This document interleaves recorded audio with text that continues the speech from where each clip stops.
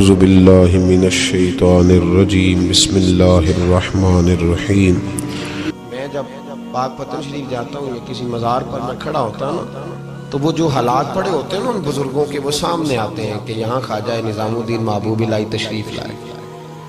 دیکھیں نا، اگر کوئی بندہ سوچے تو ہو سکتا ہے کہ اس کا کلیجہ پھٹنے کو آئے جب خواجہ نظام الدین صاحب کہتے ہیں کہ جو باب جنت ہے نا بابا فرید صاحب کا، کہتے ہیں ایسی باب جنت نہیں، فرماتے ہیں جب بابا صاحب کا وصال ہوا تو بابا صاحب وہیں لیٹے ہوئے تھے جہاں آج ان کی مزار ہے، اور ان کے سرانے بالکل جس جگہ کو لوگ باب جنت کہتے ہیں وہاں میں نے رسول پاک کو کھڑے ہوئے دیکھا ہے۔ اب کوئی آدمی حضور کی خوشبو محسوس، اس کا ایک ارادہ بن گیا نا کہ یہاں حضور کھڑے، اس پر کیفیت کیا تاریخ، اس پر انداز کیا ہوگا، اس پر وارد کیا ہوگا، وہ کہاں پہنچ جائے گا ایک دو منٹ کے اندر۔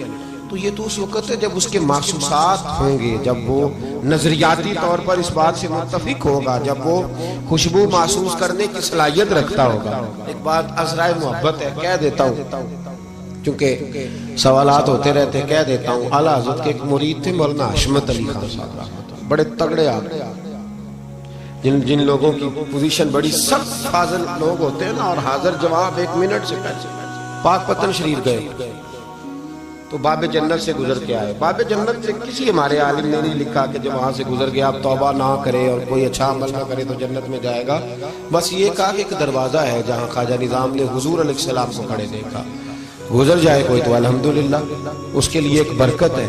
لیکن کسی شخص نے یہ نہیں کہا کہ اب وہاں سے نکل کے آ جائے اور معاذ اللہ جھوٹ بولے، جو مرضی کرے اور کہ میں جنتی ہو گیا۔ یہ معنی کسی بندے نے بھی بیان نہیں کیا۔ ہاں، وہاں سے گزر کے آئے، سچی توبہ کرے، بعد میں اپنے اعمال پہ محنت کرے، اللہ اسے برکت عطا کرے گا۔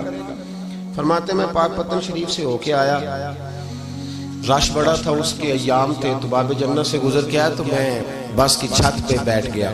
کچھ اور لوگ بھی تھے تو ان میں سے کچھ ایسے صاحبان بھی تھے جن کو بیماری ہوتی ہے چھیڑ کے رکھنے کی، کوئی نہ کوئی بات کیے رہتے، یہ ہو گیا تو وہ ہو گیا، کہتے ہیں انہوں نے بات چھیڑ دی، مولانا کہاں سے آ رہے؟ میں نے کہا پاک پتن شریف۔ تو کہنے لگے کہ آپ وہ بہشتی دروازہ جس کو کہتے ہیں باب جنت، وہاں سے بھی گزرے ہیں؟ کہنے لگے الحمدللہ، لائن تو بڑی لمبی تھی پر موقع مل ہی گیا ہے، گزر گیا ہوں وہاں سے۔ تو کہتے ہیں مجھے سونگنے لگ گیا۔ کہنے لگے پھر تو آپ جنتی ہو گئے ہوں گے، پر آپ کے پاس سے جنت کی خوشبو نہیں آ رہی۔ تنزیہ انہوں نے کہا، تنزیہ۔ تو کہتے ہیں انہوں نے طنز کیا تو مجھے بھی حق حاصل تھا، جواب در جواب کی تو اجازت ہونی چاہیے نا۔ میں نے کہا مولانا کیوں، آپ کیوں سونگ رہے ہیں؟ کہنے لگے میں نے حدیث پاک میں پڑھا ہے کہ جنتی 500 سال بھی دور ہوگا تو اس کے پاس سے خوشبو آئے گی، یعنی 500 سال لگیں گے ابھی اس تک، تو پھر بھی جنت کی خوشبو آئے گی، تو آپ سے تو کوئی نہیں آ رہی۔ کہتے میں نے ان سے کہا آپ نے ایک حدیث پڑھی ہے، اگلی بھی پڑھ لینی تھی۔ حضور نے فرمایا جہنمی کو جنت کی خوشبو کوئی نہیں آئے گی۔ یہ نہیں پڑھی ہے آپ نے حدیث، یہ نہیں نظر سے گزری؟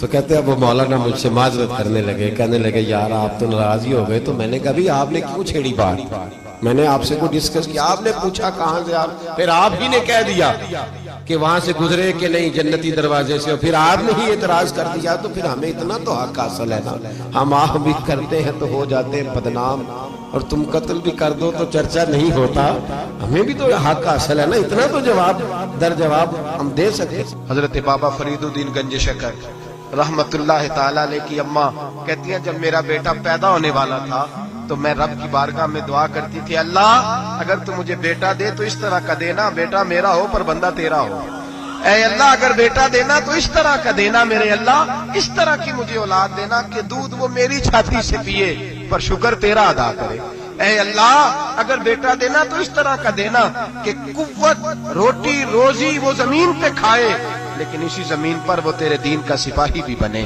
وہ مجاہد فی سبیل اللہ بھی بنے۔ حضرت بابا صاحب کہتے ہیں مجھے شکر پسند تھی، اماں بڑے جتن کرتی ہے بیٹے کے لیے، بڑا کچھ کرتی ہے، اور بیٹے روٹی ٹائم پہ کھانا بلا کا، کہتے ہیں مجھے شکر پسند تھی۔ میری اماں سردیوں کے ٹھنڈے موسم میں اٹھ کے میرے لیے پانی بھی گرم کرتی، مصلی بھی بچھاتی، اور پھر ایک پڑیا شکر کی بنا کے میرے مصلی کے نیچے بھی رکھتی، کہتی بیٹا نماز پڑھے تو اللہ شکر دیتا ہے۔ آپ فرماتے ہیں میں روز نماز کی 5 نمازوں کے وقت مصلی اٹھاتا تو پڑیا شکر کی ملتی، سکول اور مدرسے کے میں اپنے کلاس فیلوں کو بھی کہتا نماز پڑھو بڑی پیاری شکر ملتی ہے، کہتے ہیں میں روز شکر کھاتا۔ ایک سویرے فجر کی نماز میں اماں نے وضو تو کرایا، مصلی بھی بچھایا، پر دیہات کی وہ سادی بیوی جس کا سارا کام خلوص پہ مبنی تھا، جو آکسفورڈ سے پڑھی ہوئی تو نہیں تھی لیکن آداب ممتا اسے سارے آتے تھے، جو کسی یونیورسٹی کی سند یافتہ تو نہیں تھی لیکن بیٹے کے ساتھ کس طرح کا رویہ اختیار کرنا ہے یہ سارا اسے پتا تھا. کہتے ہیں سادی اماں نے سارے کام کیے لیکن شکر رکھنا بھول گئی. بابا صاحب کہتے ہیں میں نماز پڑھنے لگا تو ماں نے یہ بھی بتایا تھا کہ نمازی کے آگے سے نہیں گزرتے، نمازی کے آگے نہیں ہوتے. اب اماں کہتی ہے میں مجبور ہوں، درس بھی میں نے دیا ہے، بھول گئی ہوں، اب شکر رکھنے جاؤں گی تو پردہ کھل جائے گا. ایک کونے میں لگ کے ماں روئی، بیٹے کی شفا کے لیے نہیں، بیٹے کی نوکری کے لیے نہیں، بیٹے کے اچھے مستقبل کے لیے نہیں. ماں روئی، آنسو بہے تو کہتی کیا ہے، اے اللہ میں اسے اپنے آگے جھکانے کو جتن تھوڑی کرتی تھی، تیرا بنانے کا جتن کرتی تھی. اے اللہ مہربانی فرما، میری پردے داری کر، اگر راز کھل گیا تو میرا فرید نماز نہ چھوڑ جائے. بابا صاحب کہتے ہیں اماں تڑپتی رہی اور میں نے نماز پڑھ کے مصلی اٹھایا. پہلے پڑیاں ہوتی تھی، اب تو پورا دریا شکر کا بہ رہا ہے. فرماتے ہیں میں نے وہ اٹھائی، شکر کھائی اور میں نے چیخ کے کہا اماں جلدی آ، آج بڑی لذیذ ہے، آج شکر کوئی انوکھی ہے. اور آج تو کمال شکر دی ہے میرے اللہ نے، ایک پڑیا کی جگہ پورا دریا بہ رہا ہے. بابا صاحب رحمت اللہ علیہ فرماتے ہیں میری اماں آئی اور میری اماں نے بازو کھولے تو ماں کی ممتا ہی بتاتی ہے کہ اللہ کی رحمت کس طرح کی ہوتی ہے. کہتے ہیں میں نے اماں کے سینے سے لگا تو اماں رو کے کہنے لگی بیٹے پہلے میں شکر دیتی تھی، آج شکر بنانے والے نے شکر عطا فرمائی ہے.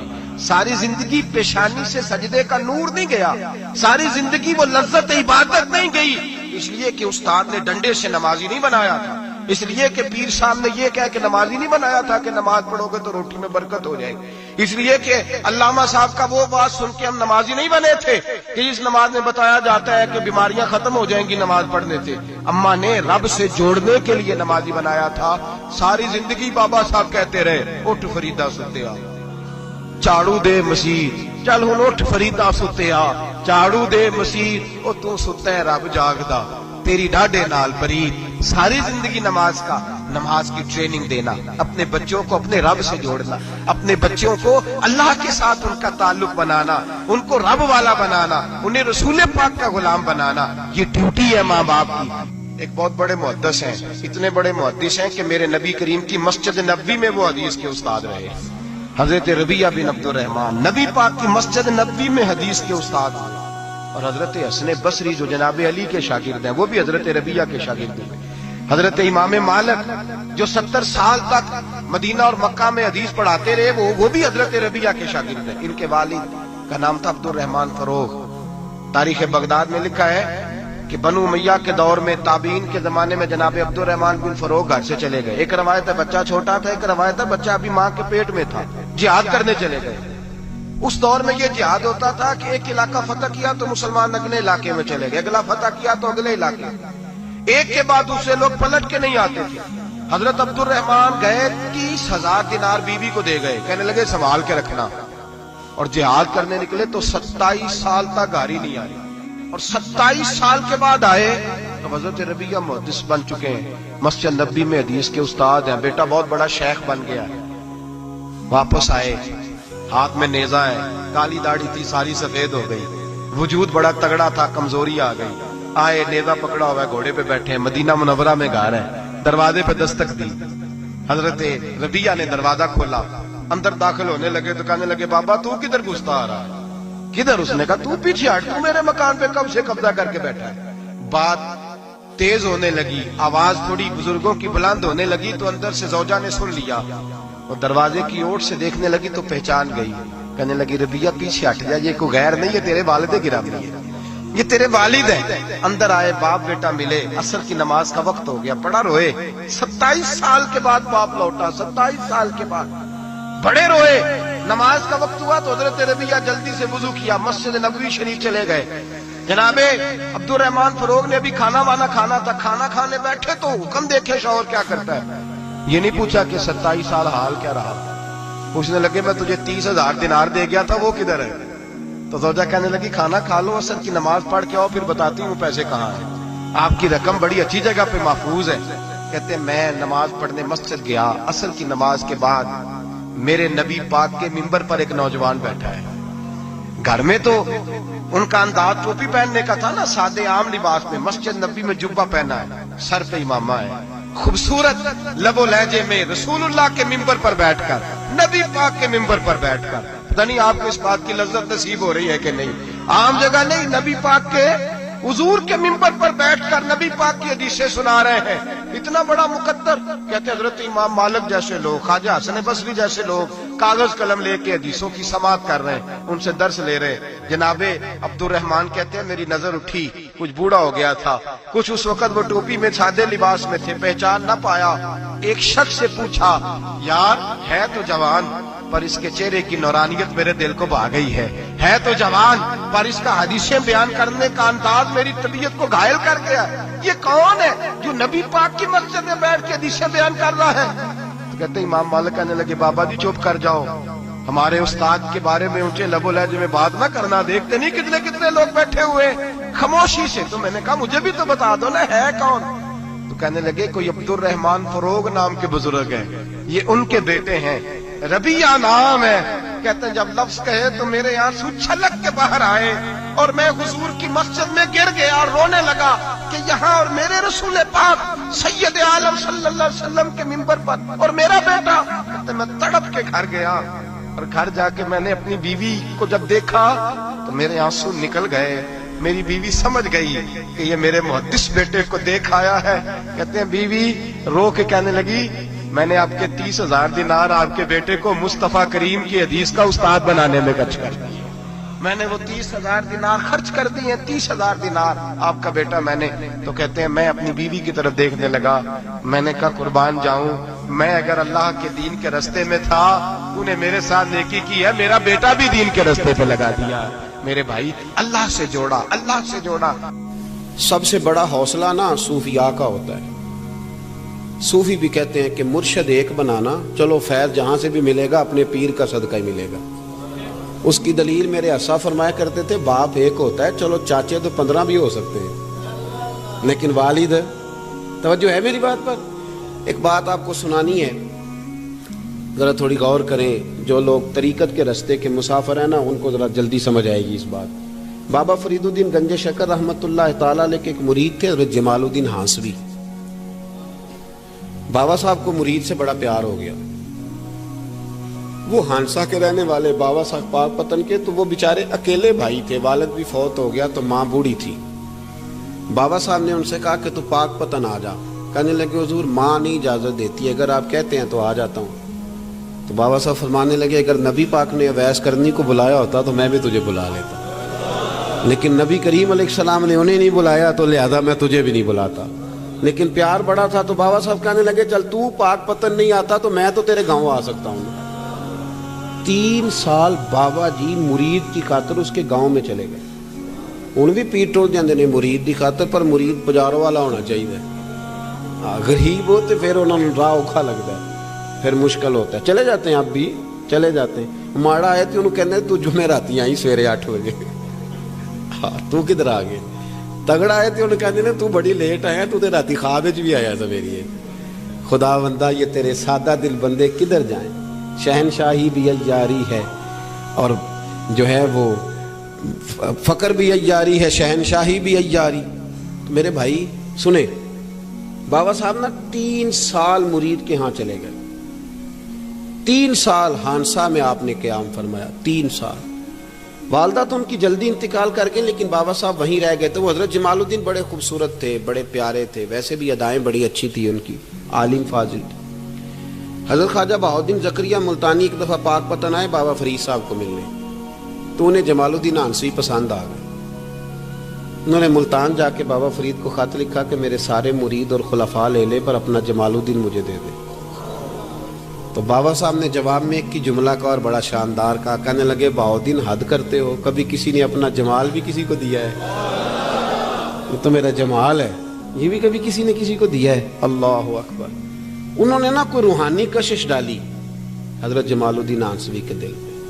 تو بابا صاحب اسباق پڑھا رہے تھے شاگردوں کو، تو حضرت جمال الدین ہانسوی آ گئے. آ کے کہنے لگے حضور میں نے ملتان جانا ہے.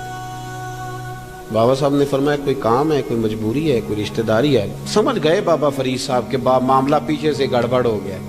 کیا مسئلہ ہے؟ کہنے لگی حضور میں نے حضرت بہاؤالدین زکریا سے ملنا ہے.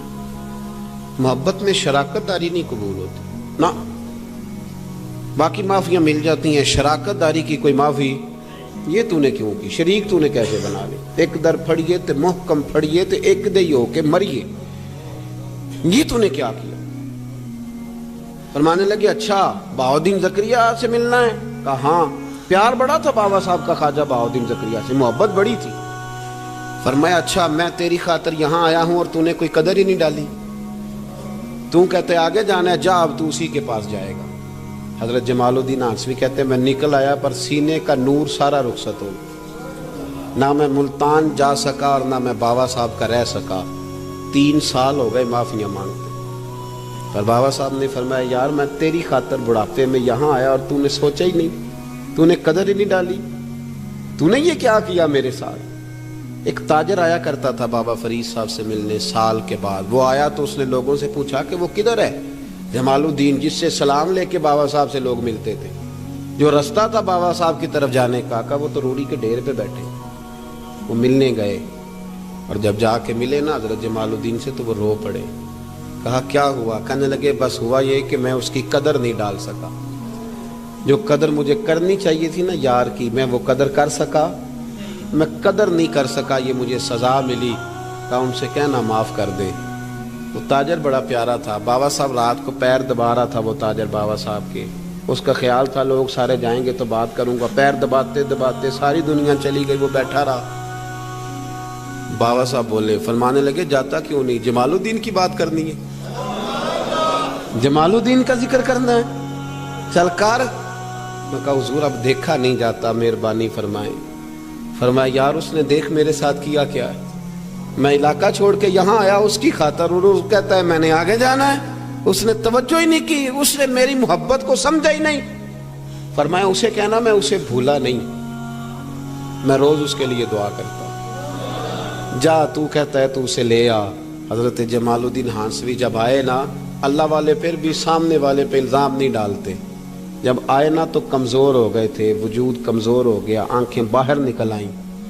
تو حضرت بابا صاحب انہیں دیکھ کے نا انہیں پھر بھی کچھ نہیں کہا. کہنے لگے فرید الدین, اپنے آپ کو مخاطب, فرید الدین یہ تو نے کیا کیا؟ کوئی اپنے جمال کا اس طرح کا حال بھی کرتا ہے. ان کو جب معافی ملی تو وہ رو پڑے, کہنے لگے حضور میرے لیے دعا کریں, اب میں رضا میں ہی پردہ کر جاؤں. ان کا انتقال ہوا اور بابا صاحب نے خود جنازہ پڑھایا. سنو بخاری شریف, سنو بخاری, صحیح بخاری. حضرت عمر فاروق رضی اللہ تعالیٰ عنہ فرماتے میں تورات پڑھ رہا تھا, نبی پاک علیہ السلام مسجد نبوی میں آئے تو میں تورات پڑھ رہا تھا, تورات. حضور نے آتے پوچھا عمر کیا کر رہے ہو؟ یا رسول اللہ صلی اللہ علیہ وسلم تورات پڑھ رہا ہوں جو حضرت موسیٰ علیہ السلام پہ نازل ہوئی, اللہ کی کتاب. نبی کریم علیہ السلام, حضرت عمر کہتے ہیں کبھی مجھ سے ناراض نہیں ہوئے, پر آج حضور ناراض ہو گئے, چہرے پہ جلال آیا. اور محبوب کریم نے فرمایا عمر مجھے اللہ کی عزت کی قسم, اگر آج حضرت موسیٰ حیات ظاہری میں ہوتے تو میرا کلمہ پڑھ کے میری فرما برداری کر, اور تو ان کی کتاب پڑھ رہا ہے, ان کی کتاب. مسلمان کو کسی اور طرف نکلنے کی اجازت, یہاں تو گھر میں بھوک ہو نا تو بندہ پڑوسی کے گھر سالن لینے جائے, اور اگر ہر چیز تجھے اپنے گھر ملے, ہر خیر تجھے ملے, پھر تو دائیں بائیں کیوں جائے, کس لیے جائے؟ تھوڑا سا اپنے اندر استقامت پیدا کریں, دین کی تہذیب کو بچائیں. ہم نے ساری سنتیں کیا ادا کرنی ہیں میرے بھائی؟ ایک مسواک ہے نا ہمارے گھروں سے, وہ بھی رخصت ہو گئی. امام شورانی فرمایا کرتے تھے جس گھر میں مسواک ہو اللہ کے فرشتے اس گھر کا دیدار کرنے آتے ہیں. اس کی جگہ بھی ٹوتھ پیسٹ آ گیا, ذرا انگریزی کا لفظ ہے نا تو اچھا لگتا ہے, ذرا لوگوں کو پتہ چلتا ہے VIP ہو گئے سارے. خدا کا خوف کریں, اپنے دین کے ساتھ اپنے آپ کو وابستہ کریں.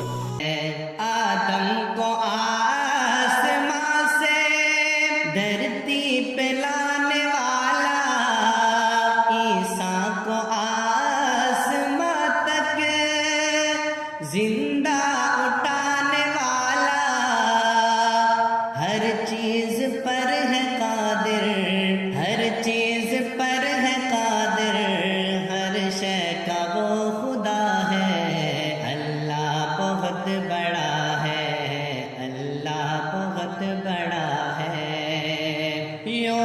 نبی کو مچھلی